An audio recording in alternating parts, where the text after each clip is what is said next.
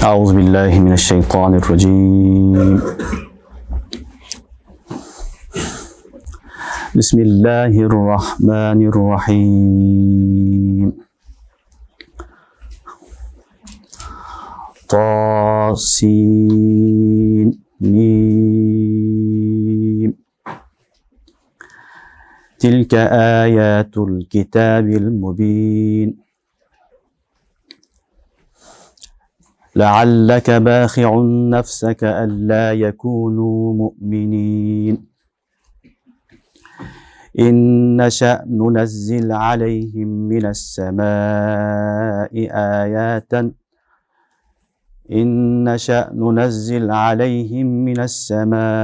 آية فظلت أعناقهم لها خاضعين. وما يأتيهم من ذكر من الرحمن محدث إلا كانوا عنه معرضين. فقد كذبوا فسيأتيهم أنباء ما كانوا به يستهزئون. أولم يروا إلى الأرض كم أنبتنا فيها من كل زوج كريم. إن في ذلك لآية وما كان أكثرهم مؤمنين. وإن ربك لهو العزيز الرحيم. آمنت بالله صدق الله العظيم. طاسين ميم. Бұл açık, айқын китептин аяттары. Мүмкін сен өзіңнің нафсыңды жоқ қылай жаздадың, алар иман келтиришпейт деп. Егер қаласақ, біз асмандан бір аят, керемет түшүрмөкпүз. Анан алар бардығы мойынсунуп қалышмақ. Аларға Рахмандың тарафынан бір жаңы насихат келсе, алар андан баш тартышат. Жана жалған деп жалғанға чыгарышат. Алар шылдыңдаған нерселердин кабары аларга жакында келет. Алар жердин бетине карашпайбы? Биз жерде көптөгөн ар түрлүү керемет өсүмдүктөрдү өсүрүп чыгарып койдук. Мына ушулардын баардыгы да чоң бир белгилер, аяттар бар. Бирок алардын көпчүлүгү мусулман иман келтиришпейт. Жана албетте сенин Раббиң күчтүү жана боорукер. Bismillahirrahmanirrahim. Бұл Шуара сүрөсү. Шуара сүрөсүнү алхамдулилlah баштап атабыз. Алла таалам кабыл кылсын, Аллахым жеңил кылсын. Өткөн сабакта биз Аль-Фуркан сүрөсүн окуганбыз. Фуркан сүрөсүнүн аягына чыктык. Бүгүн Шуара сүрөсүн баштадык. Шуара сүрөсү дагы Фуркан сүрөсү сыяктуу эле булар дагы Макки сүрөлөр. Кур'ан-ы Керимдеги аяттар, сүрөлөр Макки, Madani болуп бөлүнөт. Маккада назыл болгон жана Мадина Мунавварада назыл болгон болуп экиге бөлүнөт.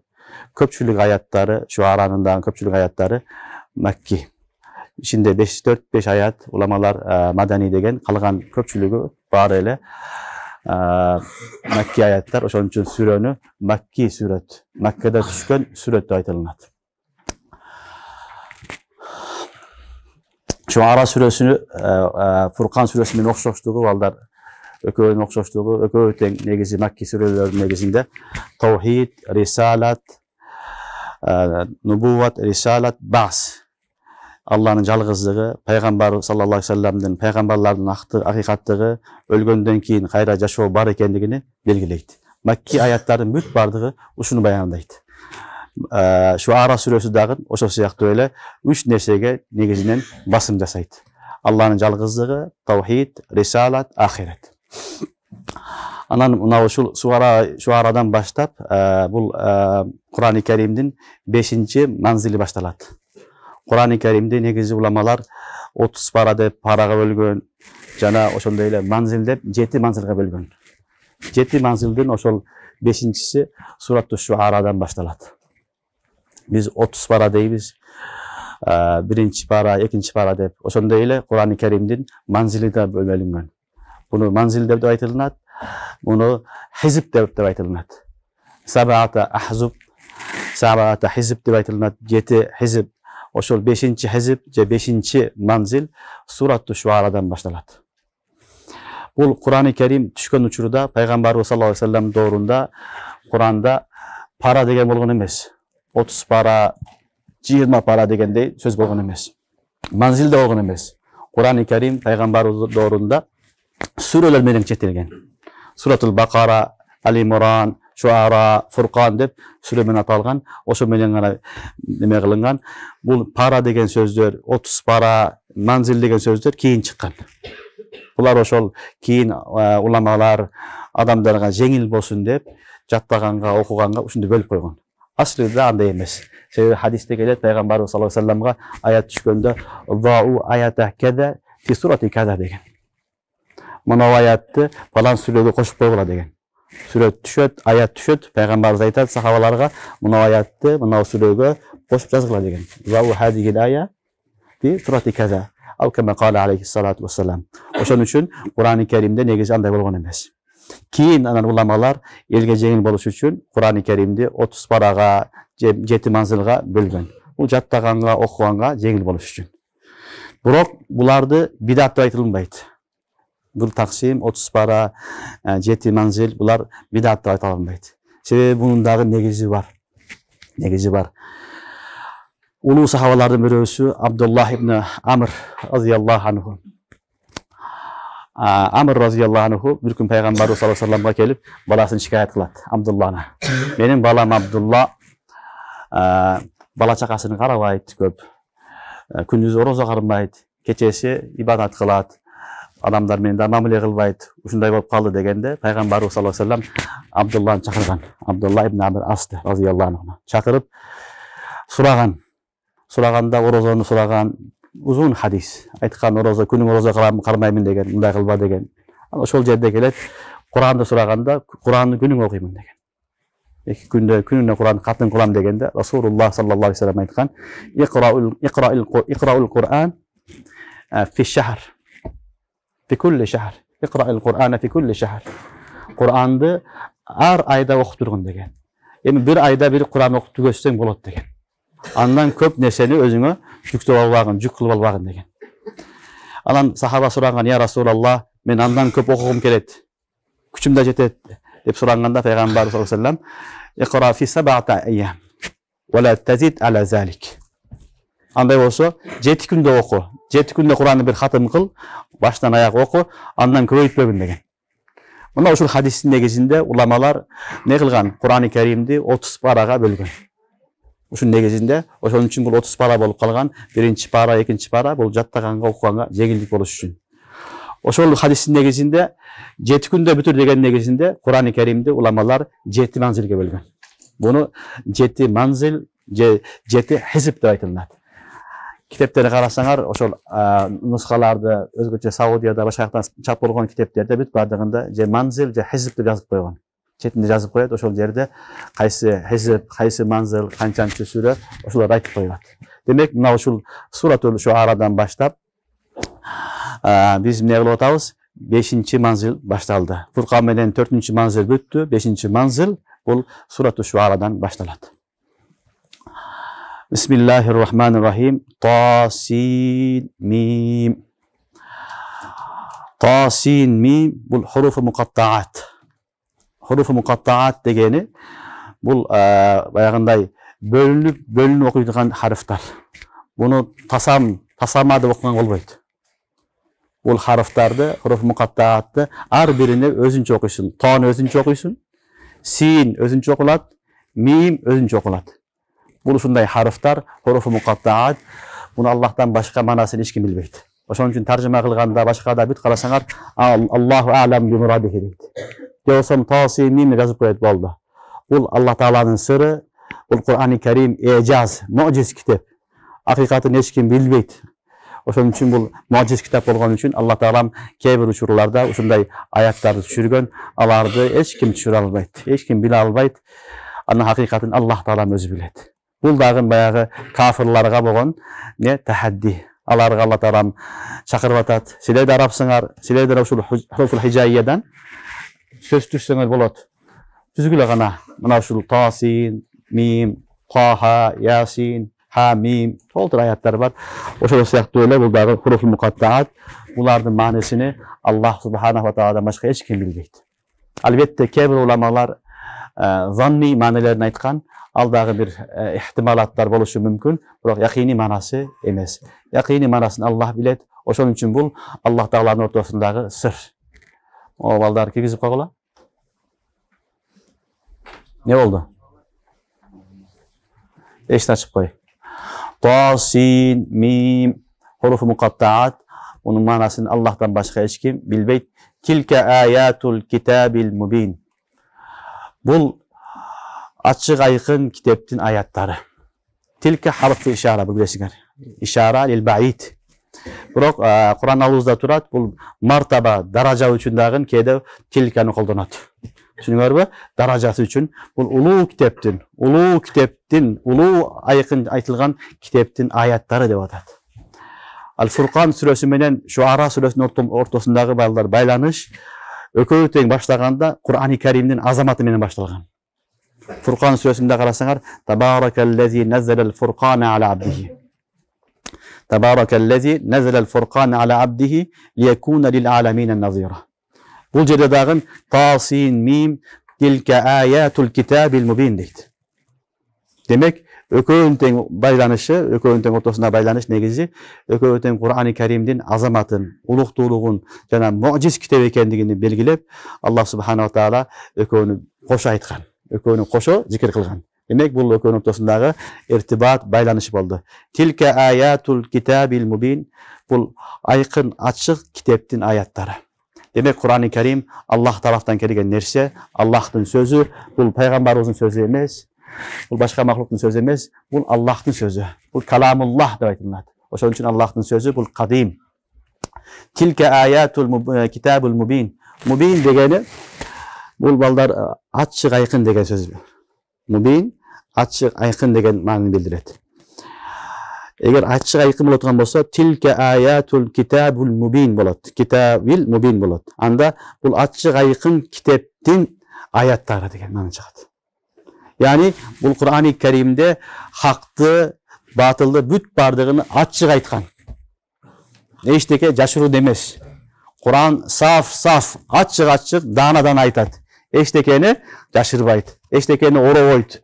Bolgondoy, bul hak, bul kara, bul tura jol, bul tura emes jol, bul beyişke alıp barat, bul dozokka barat dep açık aytat. Oşon üçün bul açık kiteptin ayatları degen maana çıgat. Tilke ayatul kitabil mubin. Bul açık ayıkın kiteptin ayatları degen söz. Bir tarjıması. İkinci tarjıması balдар mubin. Bul birinci manası bul lazım boldu. Mutaaddi boluşu da mümkün. Abana yubinu ibanatan. Abana yubinu ibanatan degen söz açık kılуу degen söz. Açık kılуу, vazih kılуу, açık kılıp gösterүү degen maana bilinет. Anda bunun manası mutaaddi bolot.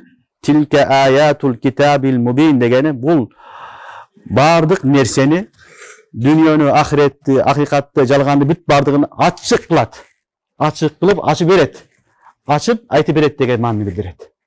İkinci manası da var. Anda tilke ayatul kitabil mubin bul hakikatni açıp berүүчү kiteptin ayatları degen maana çıgat. Bul hakikatni açıp berүүчү kiteptin ayatları degen maana çıgat. Ökö teң туура балдар. Ошон үчүн Аллах Тааланын сөзү муажиз китеп болот. Бир эле сөз колдонот, бирок анын 2-3 түрлүү таржымасы болушу мүмкүн. 2-3 түрлүү мааниси болушу мүмкүн. Бардыгы туура келе берет. Демек, tilke ayatul kitabil mubin дегенден билинди. Бул ачык китептин, ачык айкын айтылган китептин аяттары деген мааниси бар. Экинчи маанасы бул китеп hakikatты ачык кылып көрсөтүп берет. Neni izleseng o neni açık ayıkın aytat degen manası var. Bul dağın tuğra. Demek tilke ayatul kitabil mubin bul açık ayıkın körsötүүчү, aytүүчү kiteptin ayatları. Demek Kur'an-ı Kerim jönökөй kitep emes. Bunda bardık nerse жазылган, айтылган, açık açılgan.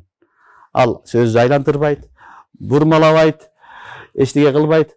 кандай болсо ошондой акты ак, караны кара, туураны туура, туура эмесин туура эмес деп баяндайт. Мына ушун үчүн Аллах таалам иннаху лакаулун фасл деген. Иннаху лакаулун фасл. Бул фасл сөз, чечим чыгарылган сөз. Анда эчбир шек шубха жок, анда эчбир адашуу жок, анда эчбир жашырып койгон нерсе жок. Демек Кур'ан-ы Керим некен ичиндеги мазмуну, айтылган мааниси бүт бардыгы ачык. Бир нерсе аны окуп түшүнүш керек. Окуп түшүнүп амал кылыш керек. Ким жакшылап окуп түшүнсө, Кур'ан-ы Керимди акыйкаттыгын сөзсүз түрдө билет, табат. Тилка аятул китабил мубин. Демек бул ачык айкын китептин аяттары деди. Кур'ан-ы Керимдин азаматын баяндады биринчи аятта, улуулугун айтты. Бул Аллахтын тарафтан келген китеп, Аллахтын сөздөрү деп. Андан кийинки аятта лааллака бахиун нафсака алла якуну муъминин. Лааллака мүмкүн деген сөз. Мүмкүн сен өзүң нафсыңды өлтүрө жазадың. Мүмкүн сен өзүңдү жок кылып атасың. Алла якуну муъминин, алар мусулман болбойт деп. Менин коомум мусулман болбой жатат деп кыжаалат болуп, кайгырып, сен өзүңдү өлтүрө жазадың. Өзүңдү жок кыла жазадың деген аят. Биринчи Аллах субхана ва таала аятта Кур'ан-ы Керимдин азаматын баяндады. Экинчи аятта Аллах субхана ва таала пайгамбарыбыз саллаллаху алейхи вассаламга не кылып атат? Пайгамбарыбызга бир адеп, пайгамбарыбызга бир неме үйрөтүп атат. Сен өтө эле коомуңа күйүп, ачынып, кайгырып, өзүңдү жок кылып жибербегин деп атат. Себеби Расулуллах саллаллаху алейхи вассалам рахмат болуп жиберилген. Ва ма арсалнака илля рахматан лил аламин. Пайгамбарыбыздай боорукер, мээримдүү зат болгон болбойт балдар. Пайгамбар ушунчалык боорукер болгон. Өзгөчө пайгамбарыбызга дин жеткизүүгө келгенде ошо жанын аяган эмес. Жанын, малын бүт баарын аябастан жеткизип, кээ бир учурда кайгырып пайгамбарыбыз саллаллаху алейхи вассалам өзү ооруп калган учурлар болгон. Кээде адам баласы бирөөгө кайгырганда, ушул дозокко кирбесин, дозокко түшпөсүн деп кайгырганда, адам өзүн жогото баштайт. Өзүн жогото турган учурлар болуп калышы мүмкүн. Ошондой пайгамбарыбыз саллаллаху алейхи вассалам катуу берилип, үммөтүгө катуу кычаат болгон учурларда Аллах субхана ва таала Кур'ан-ы Керимде эки жерде, үч жерде, балким үч жерде ушинтип эскертет. Лааллака бахиун нафсака алла якуну муъминин. Бул Шуарада. Андан кийин бир аят бул немеде келет? Кахфта келет. Суратул Кахфта да келет. فلعلك باخع نفسك على آثارهم إن لم يؤمنوا بهذا الحديث أسفا. فلعلك باخع بول жерде айтылып атат. إن لم يؤمنوا بهذا الحديث أسفا. Эми булар ушул хадиске, Куранга иман келтирбей атат деп сен не аябай кайгырдың, андай кылбагын деп эскертип берип атат. Дагы бир жерде Аллах таала айтат: "Фала тазхаб нафсука хасарат." Фала тазхаб нафсука алейхим хасарат деген аят келет. Демек эки жерде, үч жерде Аллах субхана ва таала баягы пайгамбарыбыз айтып атат, эскертип атат. Өтө эле кайгырып, өтө эле капа болуп, кыжаалат болуп, өзүңдү жоготуп албагын деп пайгамбарыбыз эскертип атат. Демек кайгыруудун дагы чеги бар. Кайгыруудун дагы чеги бар. Эгер кайгырып адам баласы чегиден чыгып кетсе, анда өзүнө зыян кылат.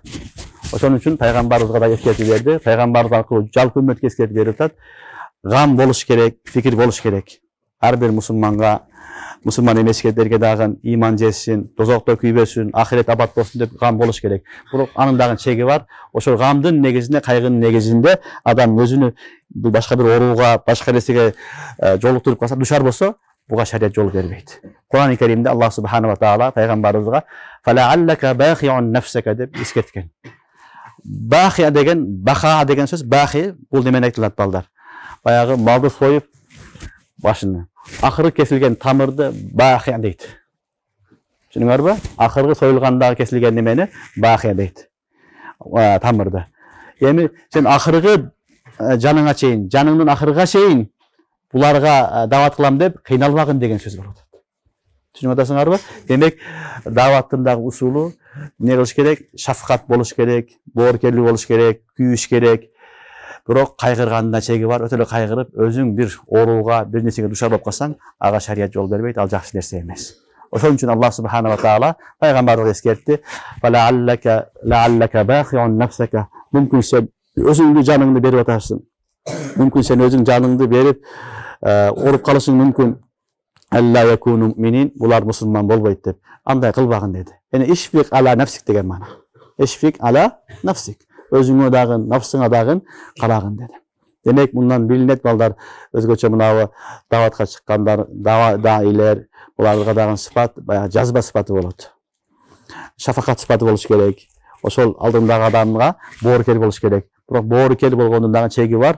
Oşonun arkasından düşüp alıp, orup kalsaň, kıjat bolsaň, bu jakşı nerse emes, ançalyk emes. Sen dua kılasın, aytasın davatыңды, hidayatты berişlik Allah'ın kolunda.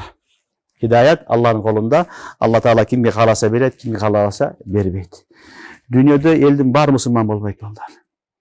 Bolbayt. Kur'an'da da Allah Teala aytat. Kur'an-ı Kerim'de Allah Subhanahu wa Ta'ala aytat. Eğer kalasak biz eldin barını ümmet vahid kılıp koyabız deydi. Kalasak bar musulman kılıp koyabız deydi. Biroq kalagan jok. Bul dünya sınoo dünyası. Kalagan jok. Musulmanı bar, kafiri bar, zalimi bar, mazlumu bar, jakşısı bar, jamanı bar, bardır bola beret. Bu dünya uşunday dünya. Oşon üçün biz davatты kıla berебiz, natija Allah'ın kolunda. Natijany karabayız. Düşünüňärbi? Kim gelet, kim kelbeyt Allah'ın kolunda. Oşon üçün bu ýerde çoğun sabak bolup da la'allaka baqi'un degenden, demek davat kılganda dagın öttere berilip ketip, özüňdi unutup alıp, özüňdi başka nersege duşar kılıp koysaň, anda bu dawatyň çegiden çıkıp ketip bolup esepdiler. Misaly, kebir uçurlarda davat kılam dep davat kılıp davat kılasın, davatın paydası jok. Özüňdü nafsyňa, janyňa, malyňa ziyan gelip kalyşy mümkin. Bul dagı tura emes bolup kalat. Davat degen, tabligh degen, biröwge din жеткизүү degen söz. Özüňe ziyan ber degen nerse emes al. Özüňe ziyan ber degen nerse emes. Anan davat kılam dep öyle anan oşonun negesinde özüňdün jany malyňa, özüňe ziyan gelip kalsa, anda bu çetten çıkıp bolup etdiret. Oşonluktan birinci adam özüne karaydı. Adam özüne karaydı. Birinci özün beken bol, davatın şartlardan çıkpay davatты kıl, özüne dagın, dününe dagın, ahiretine dagın ziyan beken kıl. Eger davatыңdan, başka malыңdan, özüne, dününe, başkaňa ziyan gelse, anda sen davatты toora emes kılıp atasın. Toora emes jol menen davat kılıp atkan bolup etdiresin. Tuğa davat kılgan adamda anday boluşu mümkün emes. Davat din жеткизүү degen söz. Özüňdü jok kılıp ber degen jeri jok. Dünýäň bарын taşlap koyup köşede kal degen jeri jok anday. Anday nerse emes. Demek özüňe ziyan bolmasa sen düşünüp koy, sen ne toora emes davat kılıp atasın.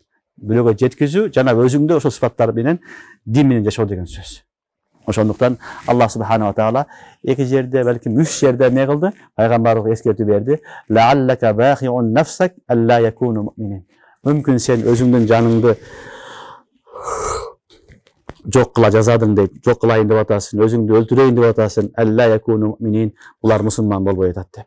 Musulman bolboýat dep kaýgyryp, özüňdi özüň jok kıla jazadyň, anday kılbagyn dep Rasulullah sallallahu aleyhi ve sellem'ga Allah Ta'ala ne kıldı eskertip berdi. Andan keyingi ayatda aytpat, "İnneşe nunazzil aleyhim mines semai aya. Fadallat a'naquhum laha khazi'in." Eger biz kalasak asmandan bir kelimet, bir belgini düşürüp koyabız deydi. Eger kalasak asmandan biz kelimet, bir belgini düşürübüz. Fadallat a'naquhum laha khazi'in. Alardın bardygy ne boyunsunup kalat deydi. Alardın bardygy boyunsunup kalat. Yani biz kalasak alardın bar musulman kılıp koyabız deydi. Biroq Allah kalagan jok. To'g'ri, jaratgan zat bardygyny musulman kılıp koygonga, je bardygyn kafir kılıp koygon kadir. Biroq Allah Taala manday kılgan jok. Sebebi bul dünya imtihan dünyası. İmtihan dünyası. Bul dünyada adam balası öz ihtiyarı menen iman keltiret. Oşol ihtiyarı menen iman keltirgen iman uşul talap kılınat. İztirari iman, ikrah kılgan iman al iman emes. Ölgönden keyin bardyk iman keltiret. Ölgönden keyin kabırga bargandan keyin musulman da kafir da ahiretni göröt, perişteni göröt, dozoktu göröt, değişti göröt, bardyk göröt, iman keltiret. Biroq al iman payda berбейт emi. Al iman payda berбейт.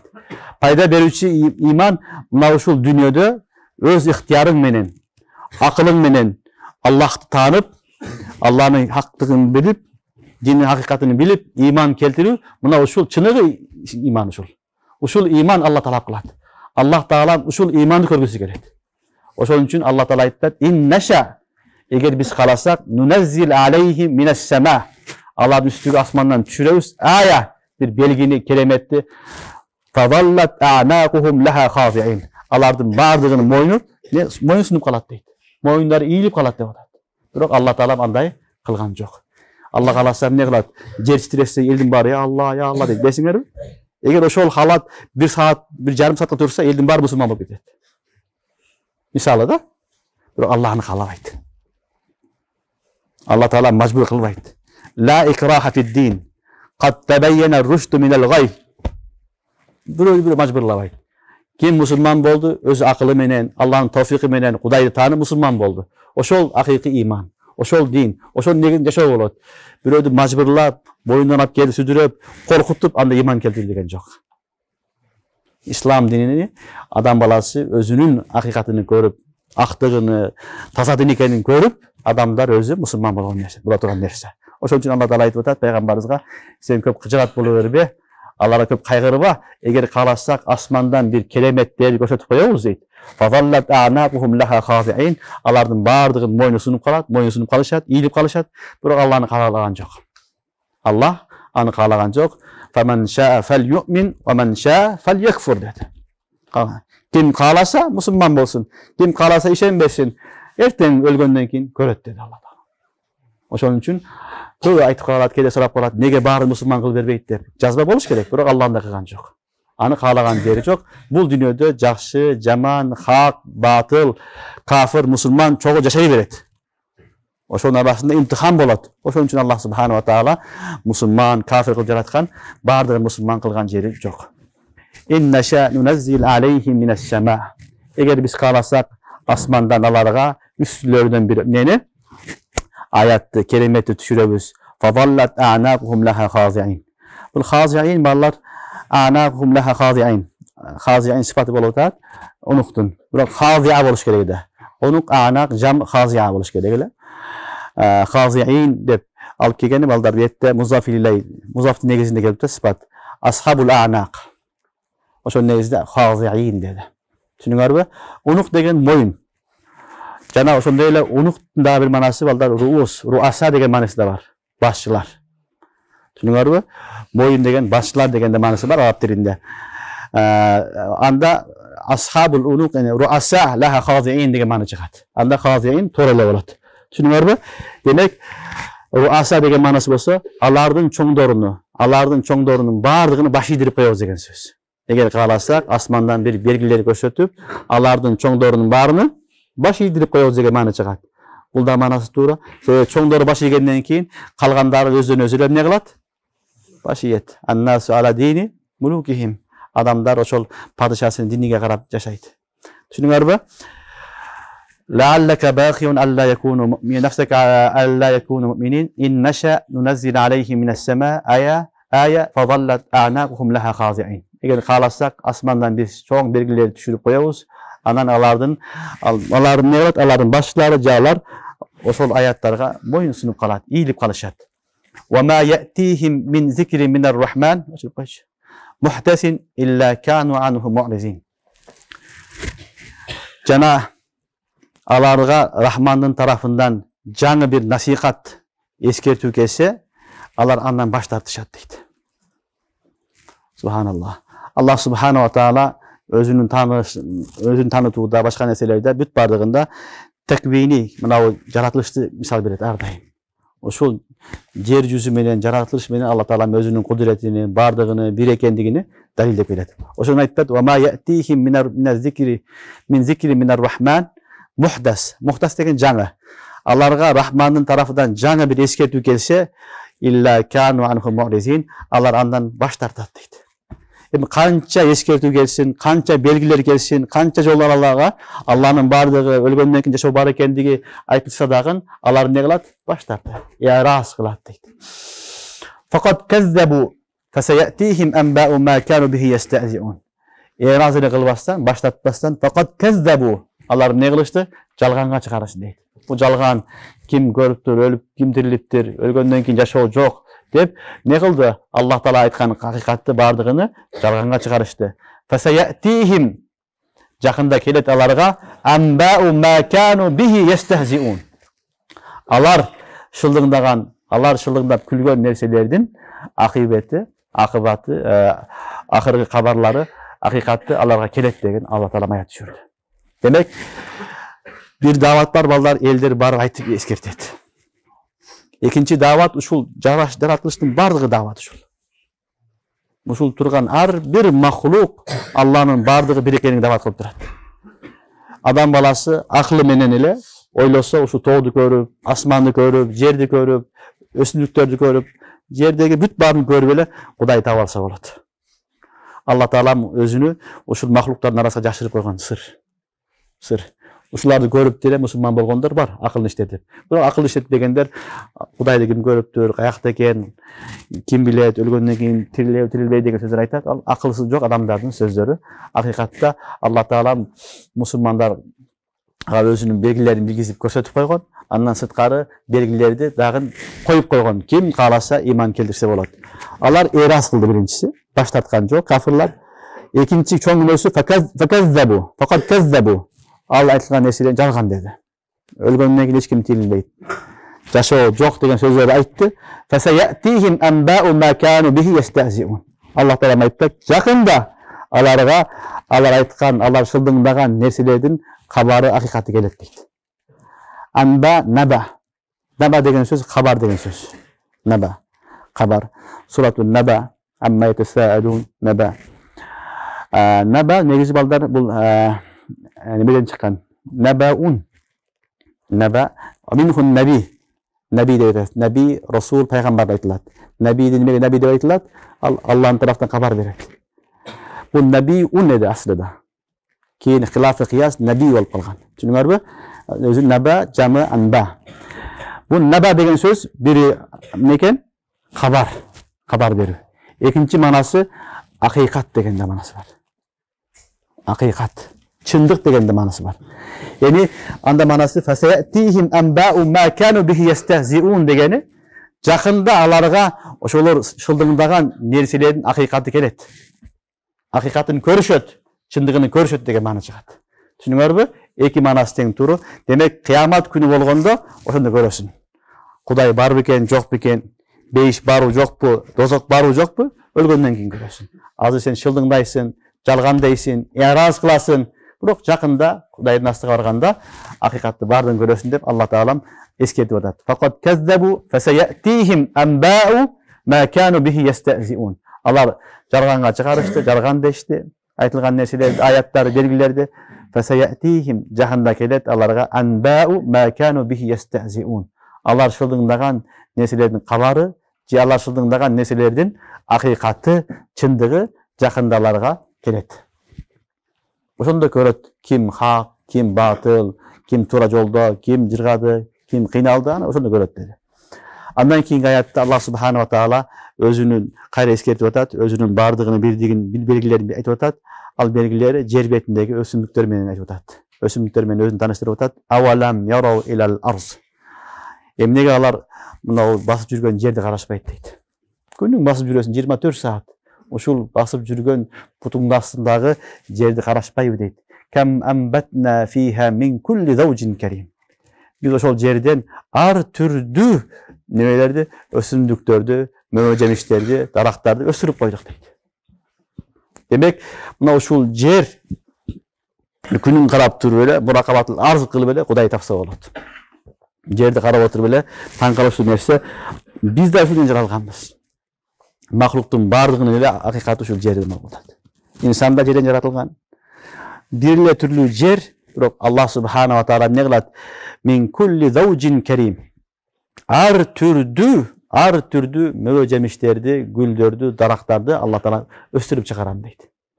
Зауж деген сөз, жуп деген сөз.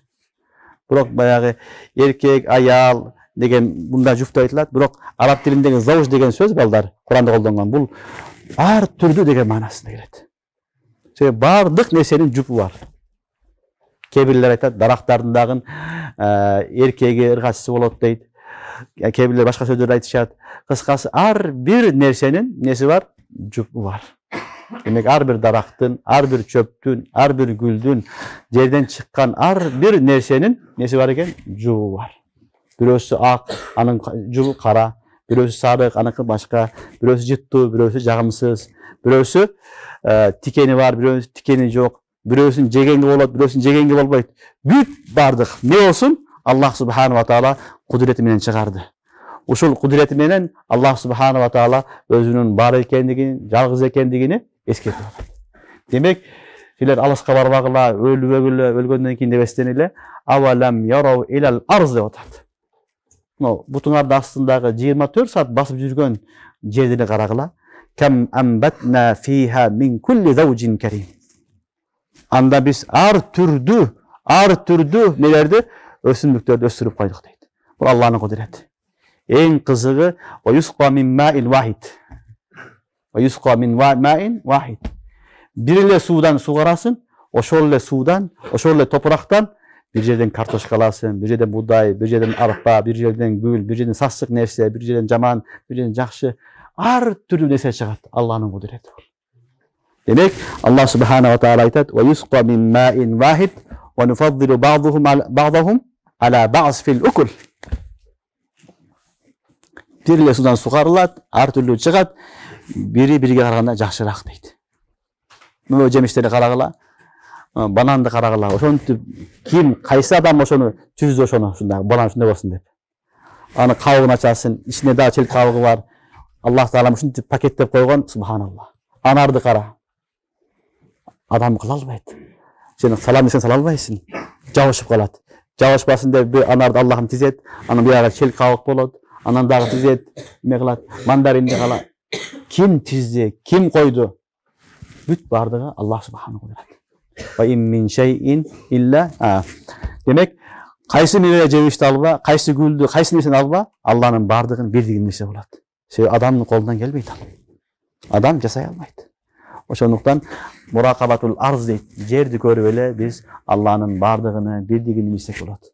Анан ушул жер күбөлүккө өтөт балдар кыямат күнүнө. Ушул жерге кайтып барабыз. Минха халакнакум ва фиха нуидукум ва минха нухриджукум таратан ухра. Ушул жерге кайра барабыз. Эч ким качып кутула албайт. Алла таала башка жерде айтат: "Мени Кудай дебесиңер, анда башка Кудай таап алгыла, силерге асман жер жаратып берсин" дейт. Башка Кудай таап алгыла анда, ошол Кудайыңар силерге асманды жер жаратып берсин дейт. Андай Кудай жок. Ошондуктан Аллах субханаху ва таала кафирларга айтат: "Биз асмандан бир белги берип, силерди мажбурлабайбыз. Мажбурлабайбыз. Биздин белгилерди толтура, ошол басып жүргөн астыңардагы жерди карагыла. Кам амбатна фиха мин кулли заужин карим." Ал жерде ар түрдүү көркөм, сулуу, жакшы өсүмдүктөрдү, мейве жемиштерди биз өстүрүп чыгарып койдук дейт. Инна фи залика ла ая. Мына ушул азыр айтылгандардын бардыгында чоң белгилери бар. Чоң кереметтүү Аллахтын аяттык белгилери бар. Инна фи залика ла ая ва ма кана аксарухум муъминин. Бирок алардын көпчүлүгү мусулман эмес дейт. Алардын көпчүлүгү мусулман болбойт дейт. Демек, бул дүйнөдө мусулман аз, кафирлар көп. Мусулман аз, кафирлар көп. Илгертен келе жаткан тарика ушундай, жол ушундай. Көбүнчө кафирлар көп болот, мусулмандар аз эле болот. Демек, Аллахтын достору, жакшы адамдар аз эле болот, туугандар. Инна фи залика ла ая ва ма кана аксарухум муъминин деген аяттан билинди. Демек, Аллах субханаху ва таала жердин бетинде ар түрлүү чөптөрдү өсүргөн сыяктуу эле адам да ушундай кылып жараткан. Адамдар дагы ар түрлүү болот. Бирөө мусулман, бирөө кафир, бирөө залым, бирөө мазлум, бирөө жакшы, бирөө жаман. Жердин бетиндеги өсүмдүктөр кандай болсо, адам деле ошондой. Ошого пайгамбарыбызга саллаллаху алейхи ва салламга дагы кафирларга дагы эскертип берип атат. Кафирларга негизинен жердин бетиндеги адамдар бирдей болбойт. Сен кыжаат болбо, иман келтиргендерге иман келтирди, келтирбегендерге кыжаат болбо. Кафирларга эскертүү: жердин бетиндегилердин бардыгы бирөө жаратты ушуну бардыгын. Бунун жаратуучусу бар. Бул өзүнөн өзү пайда болгон жок деп атат. Экинчиси, Аллах субханаху ва таала жердин бетинде не болду? Жаз келди, кыш келди, гүл чыгат, өсүп жок болот. Кыйын жылга өсүп чыгат, дагы жок болот. Ошондой эле жашоо ушундай боло берет. Адам дагы келет, жашап кетет, кийинкиси келет, чыгат. Бул дүйнөдө Алла таалам жоктон бар кылган зат. Кыяматта өлгөндөн кийин дагы сени кайрадан тирилтип коюш, кайрадан сени жашап коюшлук Аллага жеңил экенин эскертип атат. Демек, чөптөр өсүп жок болуп кайра пайда болгондой эле мөмө жемиш өсүп кайра жок болгондой эле Алла Таала бизди адамды дагы эгип койгон дүйнөгө. Туурабы? Бир күн келесиң жок болосуң, эртең сени кайра тирилткенге, кайра тургузганга Алла Таала тобо кудуреттүү. Авалам ярау илал арз кам амбатна фиха мин кулли заужин карим инна фи залика лаая ва ма кана аксаруhum mu'minin ва инна раббака лахуал азизур рахим. Албетте сенин Раббиң ал азиз, күчтүү жана боорукер деди. Күчтүү жана мээримдүү боорукер деди. Эки сыфат алып келди, азиз ва рахим. Азизден билинет Алла Таалам күчтүү, галип. Аны эч ким тоса албайт. Эч ким ага каршы чыга албайт. Алла Таала ошол кахырга ала турган болсо бир адам калбаш керек. Иман келтирген адам калбаш керек. Же болсо иман келтирбеди, дароо ага эмне кылыш керек? Азап бериш керек. Азиз. Инна батша раббика лашадид. Бирок аркасынан ар-рахим деген сыфатты алып келди. Ошол рахим сыфаты менен Алла Таалам кечирип турат, мөөнөт берет. Кафырга дагы, фасыкка дагы, башкасына дагы бүт баарына мөөнөт берет. Эгер Алла Таалам каарын алса, азиз деген сыфатын алса, анда бир секунд эч ким жашай албай калат. Ошон үчүн бул дүйнөдө бирөө бир кылмыш иш кылса, күнөө кылса, дароо азап бербейт Алла Таала. Мөөнөт берет. Мүмкүн бул кайтып калар, тоба кылар деп мөөнөт берет. Мөөнөт берет, баягы адам жыргай берет, кутура берет, анан чейге жеткенден кийин Алла Таала анан урат, Алла сактасын. Ошон үчүн эки сыфатты чогулап келди. Инна фи залика инна раббака лахуал азизур рахим. Албетте сенин Раббиң ал азиз жана рахим деди. Күчтүү, галип, эч кимден коркпойт, эч ким ага каршы чыга албайт. Экинчи учурда, экинчи сыфаты да бар, рахим. Ошо боорукерлиги менен эмне кылат? Дароо азап бербестен мөөнөт берип кармап турат деди. Демек, бул аяттардан билинди. Алла субханаху ва таала Кур'ан-ы Керим'nin birinci ayette başında ayetin başında bayandап атат. Бұл негізгі Алланың китеби, ең ийик китеп Кур'ан-ы Керим. Андан кейін пайғамбарыбыздың шафақатын айтты. Үмметке ушунчалык боорукер, үмметте отуруп не болду? Өзүңдү жоготпа, үмметте өзүңдү жок кылып алба деп пайгамбарыбызга саллаллаху алейхи вассаламга Алла Таала эмне кылды? Үргөтүп атат, адеп үргөтүп атат. Андан кийинки аятта Алла Таалам пайгамбарыбызга дагы, сахабаларга дагы, пайгамбарыбызга негизинен айтып атат, кааласак биз баарын мусулман кылып коебуз. Каалаган жокпуз, ошон үчүн баары мусулман болгон жок деди. Андан кийин белгилерин айтып кетип атат Алла Таалам. Аларга белги келсе, ал белгилерди дагы кабыл кылбайт дейт. Мисалы пайгамбар өзү белги. Акыр заман пайгамбар. Туурабы? Кур'ан-ы Керим өзү бир не аят. Бирок аларды инкар кылды, жалганга чыгарды, шылдыңдады. Ошол шылдыңдаганын баары кыямат күнү аларга астына келет, акыйкатталат, көрөт деди. Андан кийин Алла Таалам жер аркылуу, жер бетиндеги өсүмдүктөр аркылуу өзүнүн бардыгыны, бирдигин, жалгыз экенин далилдеди. Андан кийин Алла Таалам неге аларга азап бербейт? Себебин айтты, күчтүү, кудурет жетет. Эч ким тоса албайт, бирок өзүнүн боорукердиги менен эмне кылат? Мөөнөт берип сактап турат деди. Субханакаллахумма ва бихамдик, ашхаду ан ла илаха илля анта, астагфирука ва атубу илейк.